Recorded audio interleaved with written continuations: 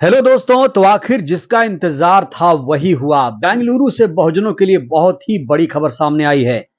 बहन कुमारी मायावती जी होंगी पीएम पद की उम्मीदवार।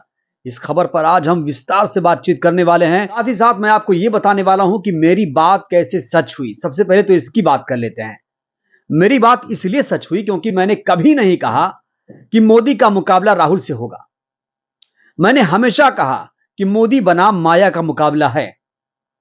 और माया का मुकाबला इसलिए क्योंकि राहुल गांधी कभी नहीं प्रधानमंत्री बनेंगे। सोनिया गांधी नहीं चाहती कि वो प्रधानमंत्री बने। और दोस्तों, बेंगलुरु की बैठक में जो फैसला हुआ, चलिए उस पर बात कर लेते हैं। तो चलिए दोस्तों, अब बात करते हैं बेंगलुरु में क्या दो बड़े फैसले लिए गए। दो बड़े फैसले कौन से थे? पहला फैसला था कि एनडीए से लड़ेगा इंडिया, यानी मुकाबला होगा एनडीए बनाम इंडिया का। अब दोस्तों, इसमें भी बीजेपी को दिक्कत आ गई। बीजेपी के लोग तिलमिला उठे हैं कि अच्छा, इंडिया से मुकाबला होगा। इसको लेकर तमाम जो बीजेपी के नेता हैं बौखलाए हुए हैं। यहां तक कि वो अपने ट्विटर हैंडल से इंडिया शब्द को ही गायब कर रहे हैं। अब आप समझ सकते हैं, क्योंकि इन्हें संविधान की समझ तो है नहीं। अगर इन्होंने संविधान में भाग 1 में आर्टिकल अनुच्छेद 1 पढ़ा होता जिसमें इंडिया भारत लिखा है, हमारे देश को भारत और इंडिया ही कहा गया है, हिंदुस्तान कहीं इसका जिक्र नहीं है। अगर इन्हें पता होता कि भारत ही इंडिया है, इंडिया ही भारत है, तो इस तरह की हरकतें ये लोग ट्विटर पर नहीं करते। क्योंकि इनको अब इंडिया से भी दिक्कत आनी शुरू हो गई है। दोस्तों, मैं इस पर बात करूंगा कि इंडिया से बीजेपी को दिक्कत कैसे आई। लेकिन अब जान लेते हैं इंडिया का मतलब क्या है। इंडिया का क्या मतलब है, इसको जान लीजिए। I for Indian, N for national, D for development, I for inclusive, A for alliance. तो ये पूरा इंडिया का मतलब है, जिसको लेकर लोगों ने ट्वीट भी किया है। राहुल गांधी ने ट्वीट किया है कि भारत जुड़ेगा, इंडिया जीतेगा। अखिलेश यादव ने तंज कसा है एनडीए पर, क्योंकि एनडीए में दोस्तों जहां पर इंडिया में 26 दल हैं, क्योंकि बेंगलुरु में 26 दल शामिल हुए बैठक में। पटना की जब बैठक हुई थी उसमें 16 दल थे। और अब कुनबा धीरे धीरे जो इंडिया का है बढ़ रहा है। तो अखिलेश यादव ने तंज कसा है बीजेपी पर, एनडीए पर। कहा है कि दो और जोड़ लेते, यानी 38 हैं, दो और जोड़ लेते तो 38 + 2 यानी 40 पूरे हो जाते। सबने वो पुरानी कहावत तो सुनी होगी। कहावत क्या है? अली बाबा 40 चोर। जैन चौधरी भी इसमें शामिल थे। जाहिर तौर पर उन्होंने भी ट्वीट किया है, इंग्लिश में ट्वीट किया है, Bharat will be emerge stronger when the Indian National Democratic Inclusive Alliance India wins. एक छोटी सी गलती कर गए जैन साहब यहां पर। इन्होंने डेमोक्रेटिक लिख दिया है, एक्चुअली यहां पर डेवलपमेंट है, डी फॉर डेवलपमेंट। खैर कोई बात नहीं। तो अब जो आईटी सेल के लोग हैं, बीजेपी के जो लोग हैं, इंडिया शब्द को लेकर बौखलाए हुए हैं दोस्तों। क्योंकि आईटी सेल के अरुण यादव ने क्या लिखा है, जानिए पहले। एक अंग्रेज ने अंग्रेजों द्वारा दिया गया नाम इंडिया चुना है अपने अलायंस के लिए। अब बारी है देशभक्तों की, तो इसका उत्तर भारत देगा। मैंने कहा ना, इनको पता नहीं संविधान क्या है, कि संविधान का भाग 1 क्या कहता है, अनुच्छेद 1 में क्या लिखा है। अगर पढ़ा होता अरुण यादव ने तो ऐसी उल जुलूल हरकतें नहीं करते ट्विटर पर। दोस्तों, बीवी श्रीनिवास ने क्या लिखा है? उन्होंने लिखा है prime minister of dot dot dot question mark किया है, जल्दी से चेंज कराओ भाजपाइयों। यानी जो यहां प्राइम मिनिस्टर ऑफ इंडिया लिखा है, कह रहे हैं कि इंडिया चेंज कराओ, दिक्कत है इंडिया से तुम्हें। सुप्रिया श्रीनेत लिखती हैं कि अरे हेमंत बिस्वा जी, एक एक कर दिया, एक रह गया, आप कहां उलझ रहे हैं भारत इंडिया में, दोनों आपकी समझ से परे हैं। ये हेमंत बिस्वा जो असम का मुख्यमंत्री है दोस्तों, ये व्यक्ति अब इंडिया से इतना दिक्कत है इसको कि इसने अब वहां पर जहां इंडिया लिख सकते थे ट्विटर हैंडल में, वहां पर इसने भारत कर दिया। और उसी का जवाब सुप्रिया श्रीनेत ने दिया है। तो खैर, ये तो इंडिया बनाम एनडीए की बात हो गई। अब दूसरे बड़े फैसले की बात करते हैं।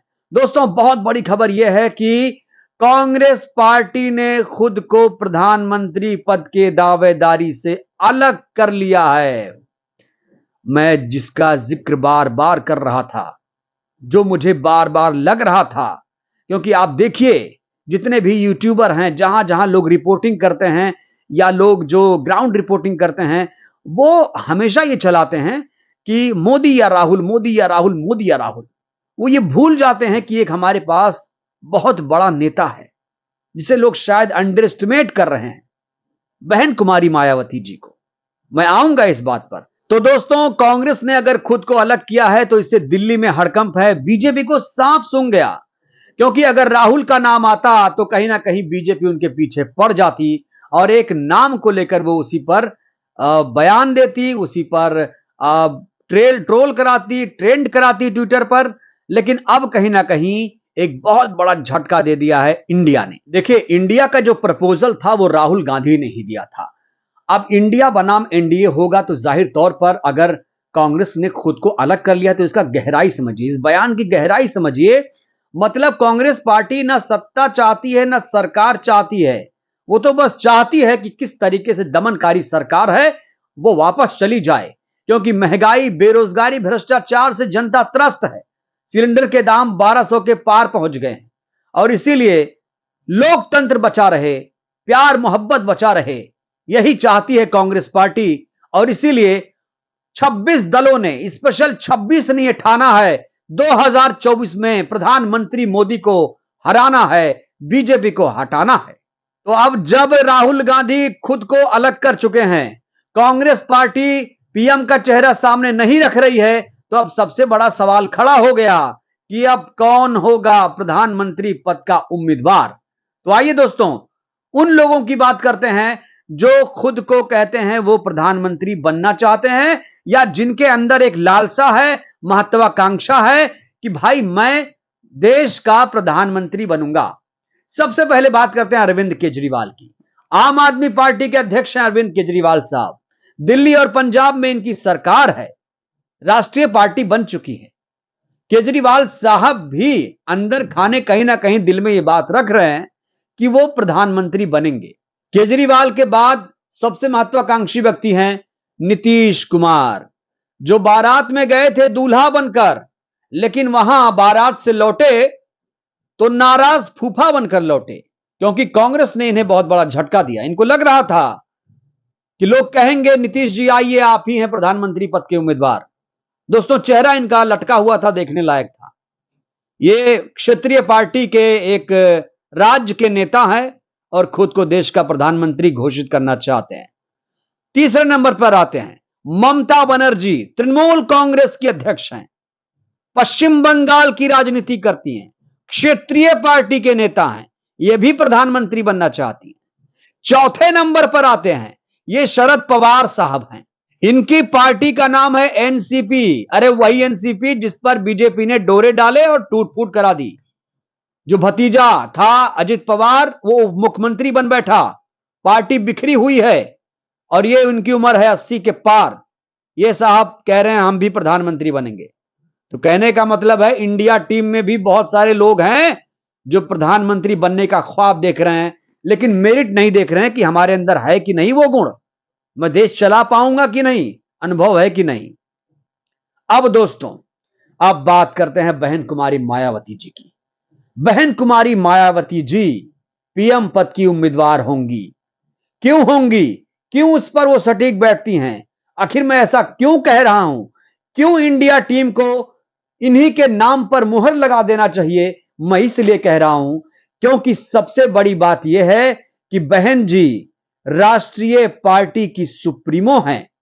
वो पार्टी जो देश में 12 से 13 राज्यों में जनाधार रखती है, वो पार्टी जो अंबेडकरवादी है, वो पार्टी जो बीजेपी की हिंदुत्ववादी विचारधारा से लगातार ग्राउंड पर लड़ाई लड़ रही है, वो पार्टी जिसने बहन कुमारी मायावती जी को उत्तर प्रदेश में 4 बार मुख्यमंत्री बनाया, वो पार्टी जो लगातार बहुजनों, दलितों, पिछड़ों, शोषितों की लड़ाई लड़ रही है, कहीं भी कोई बात आ जाए तो हक की आवाज उठाई जाती है, वो पार्टी जिसको कांशीराम मायावती जी ने सींचा था, जो बहुजनों की आवाज है।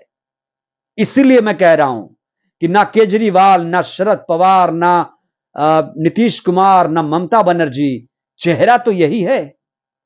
अब देर करना चाहिए क्या, क्योंकि इतने बड़े सूबे की मुख्यमंत्री, उनका सबने शासन देखा है, गुंडे माफिया कांपते थे जब बहन कुमारी मायावती जी उत्तर प्रदेश में मुख्यमंत्री हुआ करती थी। शासन प्रशासन का जो दक्षता है वो बहन कुमारी मायावती जी से बेहतर किसी में नहीं है। पूरे देश के नेताओं में अगर आप उठा के देख लीजिए तो उसमें कोई गुण नहीं है जो बहन कुमारी मायावती जी में है। और अब तमाम इंडिया के लोगों को, इंडिया जो टीम बनी है, चाहे तमाम ये जो 4-5 मैं नाम गिना रहा हूं, ईगो छोड़िए, बहन कुमारी मायावती जी के पास जाइए, मिलिए, मनाइए, ईगो छोड़िए, कहिए कि बहन जी आइए, आपका स्वागत है, आप ही देश का प्रधानमंत्री बनेंगी। हमें एक दलित महिला प्रधानमंत्री चाहिए, देश को दलित प्रधानमंत्री चाहिए, जिससे मान्यवर कांशीराम जी, बाबा साहेब का सपना पूरा। दोस्तों 2024 मायावती के लिए बहुत खास है और पूरा अवसर है, सुनहरा मौका है, पूरा मैदान खाली है, बस चुनने की बारी है, क्योंकि अब नहीं तो कभी नहीं। तो दोस्तों मेरे हिसाब से लग रहा है कि बहन कुमारी मायावती जी ही इंडिया की तरफ से प्रधानमंत्री पद की उम्मीदवार होंगी। अगर नहीं होंगी तो इंडिया का जीतना मुश्किल हो जाएगा, एनडीए जीत जाएगा, मोदी का सपना, बीजेपी का सपना फिर से पूरा हो जाएगा। जरूरी है कि तमाम नेताओं को ईगो छोड़ने की, और जो ईगो पाल रखी है, जो महत्वाकांक्षा पाल रखी है, उसे छोड़ने की, बहन कुमारी मायावती जी को मनाने का समय आ गया है, क्योंकि अब नहीं तो कभी नहीं। दोस्तों मैं चाहता हूं इस वीडियो को आप ज्यादा से ज्यादा लोगों तक शेयर करिए, चैनल को सब्सक्राइब कीजिए, इस वीडियो को जन जन तक पहुंचाइए, जिससे बहुजन जागरूक हो। जय भारत, जय संविधान।